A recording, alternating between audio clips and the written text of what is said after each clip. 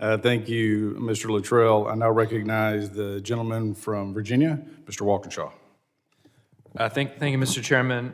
I just want to dig in a little bit, Mr. Strong, and then maybe others want to weigh in on the permitting process. And someone mentioned a 3-year process, and obviously the process isn't you fill out an application and drop that application off with one agency and your permit is approved 3 years later.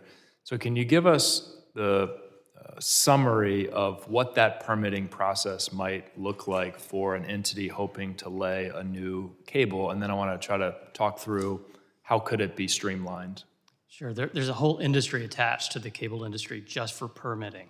I'm not a permitting expert. From what I understand, you usually have to go through municipal entities, state entities, and the federal government. I think that's what your question is, the federal. You would first file it with the FCC, who would refer it to Team Telecom, which is an interagency with working group with DOJ as the head, DHS and DOD. The problem with the permitting that we've seen is that the government obviously wants to make sure these cables are secure, but there's a complicated interagency process with each one has their own duplicative, at times, requirements, and they're able to stop the clock on the permit to ask more questions. So whereas things were 100 days 10 years ago to expect an answer back, there was one cable that had to wait 908 days. And that injects a lot of risk, economic risk in building these cables. You don't know if the government is not being sort of precise and reliable with its timelines, it's confusing to the industry. And a number of you have recommended DHS as a coordinating agency or entity, and it's your hope that DHS could help more quickly cut through that interagency process to speed things up.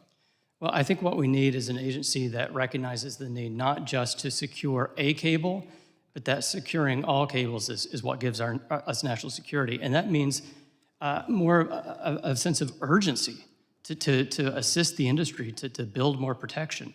Right now, the DOJ is leading the charge. They require individual cable operators to submit national security agreements, NSAs.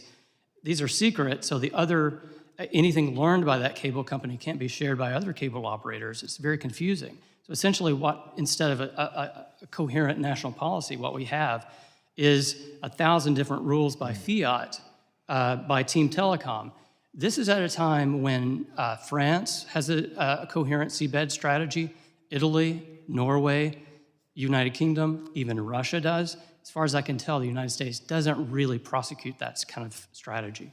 And Mr. Frazier, you're chomping at the bit here, I can see, and you've written about, I think it's still a proposed FCC rule. How far would that rule go if adopted, and what other actions are necessary to speed up the permitting process? Yeah, thank you for the question and for the pun, chomping at the bit, well done. So I think that it's critically important that we look also to the state level here. So most states are operating under delegated authority under the 1953 Submerged Lands Act to exercise control over the 3 nautical miles extending from their respective baselines.